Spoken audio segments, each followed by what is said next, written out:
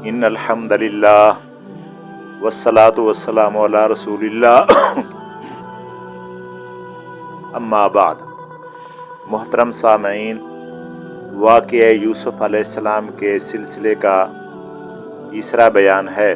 پچھلے بیان میں فدان کا ماحول اور یعقوب علیہ السلام کے خاندان کے متعلق عرض کیا۔ اب آگے بات اس طرح ہے کہ فدان میں ایک کیفیت ایسی طاری ہو گئی جیسے قحط پڑتا ہے، بارش نہیں ہوئی۔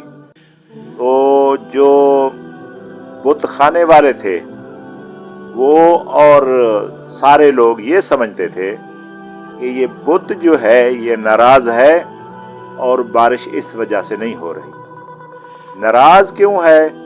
کہ لوگ اس کی توہین کرتے ہیں۔ کیا مانا؟ کہ لوگ اس کو نفع نقصان کا مالک نہیں سمجھتے، یعنی حضرت یعقوب علیہ السلام فرماتے تھے نا یہ نفع نقصان کا مالک نہیں ہے، وہ سمجھتے تھے کہ آپ ان کی توہین کرتے ہیں۔ جیسے آج بھی ہے، اگر کہہ دو کہ اللہ کے سوا کوئی نفع نقصان کا مالک نہیں ہے تو لوگ تاثر یہ لیتے ہیں یہ بے ادب ہیں، گستاخ ہیں، کسی کو نہیں مانتے۔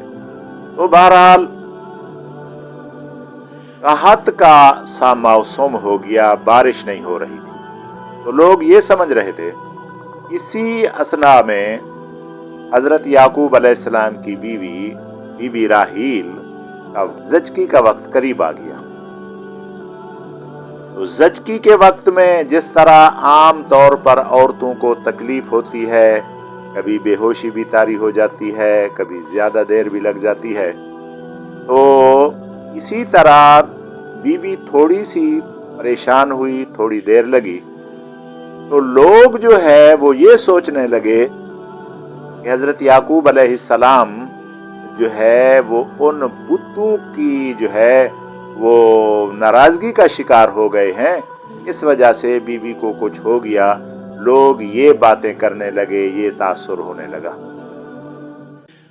تو حضرت یعقوب علیہ السلام نے اللہ تعالیٰ سے التجا کی، اللہ تعالیٰ سے دعا کی، اور بہت پیاری دعا کی کہ یا اللہ دیکھو، موت اور حیات کا مالک تو ہے، مسئلہ صرف میری بیوی اور میرے بچے کا نہیں ہے، اب تو مسئلہ تیری توحید کا اور شرک کا ہے، تیری توحید کا، تیری ذات کا اور بت خانے کا۔ لوگ کیا سمجھ رہے ہیں؟ اے اللہ، راحیل کو صحت شفا عطا فرما، خیر سلامتی سے بچہ عطا فرما، تاکہ تیری عظمت لوگوں کے سامنے آ جائے اور لوگوں کی باتیں غلط ثابت ہوں، جو لوگ غلط تاثرات لے رہے ہیں وہ سارے غلط ہو جائیں۔ تو اللہ کی شان، اللہ نے اپنے نبی حضرت یعقوب علیہ السلام کی دعا قبول فرمائی، اور حضرت یوسف علیہ السلام ان کی ولادت ہو گئی، ولادت باسعادت ہو گئی، اور جناب اعلیٰ خیر و عافیت سے حضرت یوسف علیہ السلام کی ولادت ہو گئی۔ ولادت کے ساتھ ساتھ اللہ کی قدرت کا کرشمہ سمجھ لیں، یا حضرت یعقوب علیہ السلام کا معجزہ سمجھ لیں۔ تو یہ ہوا کہ جو موسم ایسا تھا کہ بارش نہیں ہو رہی تھی، تو اسی رات اللہ پاک نے چھم چھم بارش بھیج دی، اور اتنا بارش بھیج دی جس کی حد انداز نہیں۔ اور بارش کے ساتھ اور کیا بات ہوئی کہ وہاں معبد اشتار میں آگ لگ گئی، اور جو کاہن تھے ان کو بھی آگ لگ گئی، بت بھی جو ہے وہ جل کر خاکستر ہو گیا، اور وہ جو کاہن تھے وہ بھی جل کر خاکستر ہو گئے۔ کاہن کون تھے؟ یہ بات کرنا میں ذرا بھول گیا تھا۔ کاہن اس کو کہتے ہیں جو بت خانے میں رہتے ہیں۔ تو کاہنوں کا طریقہ کار یہ تھا کہ پہلے نبی کریم صلی اللہ علیہ وآلہ وسلم کی نبوت سے پہلے یہ جن جو ہے پہلے آسمان پر چڑھ جاتے تھے، اور پہلے آسمان سے فرشتوں کی باتیں سن کر آتے تھے۔ فرشتے آپس میں بات کرتے تھے کہ اللہ تعالیٰ نے یہ پیغام دیا ہے، فلاں جگہ یہ کام کرنا ہے، فلاں جگہ یہ کام کرنا ہے، فلاں جگہ یہ کام کرنا ہے۔ تو ان کی باتیں سن کر زمین پر آتے، और काहिनों को वो बातें बताते। काहिन फिर वही बात या कुछ अपने से झूठ मूठ मिलाकर लोगों को बताते, तो कभी कभी वो बात सच भी हो जाती, तो लोगों का एतमाद उनके ऊपर आ जाता कि ये सच्चे हैं, ये सच बोलते हैं। और वैसे भी बड़े वो तेज तरार माहिर लोग होते थे जो अवाम की आंखों में धूल झोंकते थे, अवाम को बेवकूफ बनाते थे कि ये सारे नफे नुकसान के मालिक हैं। तो अल्लाह की कुदरत का करिश्मा ये हुआ कि इधर यूसुफ अलैहिस्सलाम पैदा हुए, उधर माबद में जो है वो आग लग गई।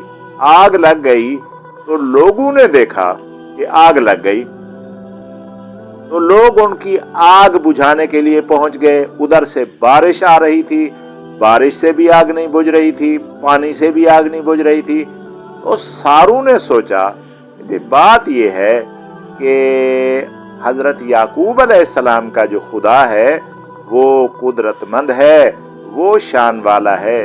ये खुदा नहीं है, ये कुदरतमंद नहीं है, ये बेबस हैं जो अपना दिफा नहीं कर सकते, अपने आप को नहीं बचा सकते। तो वो हमारे नफे नुकसान के मालिक किस तरह हो सकते हैं। तो इस बात से लोगों की आंखें खुली और माबद से जो है वो उनका एतकाद जो है वो ख़त्म हुआ। और दूसरा, हज़रत याकूब अलैहिस्सलाम की जो है वो नबूवत का एक करिश्मा देखा कि भाई बच्चा भी सही सालिम पैदा हो गया और बारिश भी आ गई, फद्दान पर अल्लाह की रहमत आ गई, ज़मीन काबिल काश्त हो गई और जो खुश्की थी, जो खुश्क साली थी वो ख़त्म हो गई। सारे लोग खुश हो गए। दोनों चीज़ें देखकर सब ने तहैया किया कि भाई हज़रत याकूब अलैहिस्सलाम अल्लाह के सच्चे नबी हैं और आपका मज़हब सच्चा है, आपका खुदा तवाना है, अजीम है, कुदरतमंद है। तो चलते हैं भाई, सारे ईमान लाते हैं।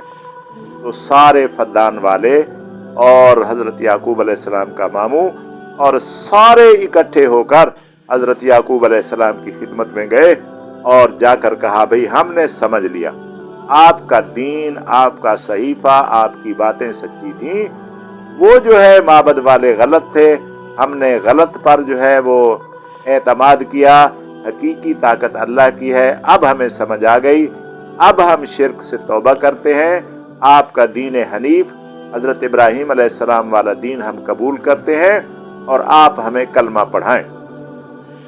सब ने मिलकर हज़रत याकूब अलैहिस्सलाम के हाथ पर कलमा पढ़ा और सारे फद्दान वाले मुसलमान हो गए। हाकिम लाबान भी मुसलमान हो गया। कोई ऐसा आदमी ना रहा जो मुसलमान ना रहा हो। तो आगे अल्लाह पाक ने अपनी कुदरत, अपनी हिकमत जिस तरह उसकी है कि हर कौम के लिए एक हादी भेजते हैं।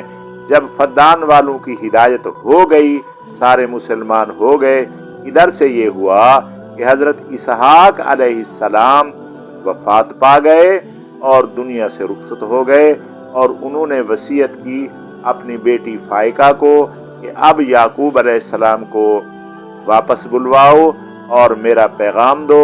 मेरे ये दो हदिये हैं, तोहफे हैं। एक था आबाए रिसालत, जिसको कहते थे कुर्ता, यानी वो कुर्ता जो हज़रत इब्राहीम अलैहिस्सलाम को जब आग में डाला गया तो अल्लाह ताला ने कुर्ता भेजा, ये कुर्ता पहनो, आग गुले गुलजार हो जाएगी। तो जन्नत वाला कुर्ता हज़रत इब्राहीम अलैहिस्सलाम ने पहना। उसके असर से जो है आग का असर ख़त्म हो गया, आग जो है वो बाग बन गई। वो कुर्ता जन्नत से आया था। तो नबियों की चीज़ नबियों के जो है वर्षे में आती है।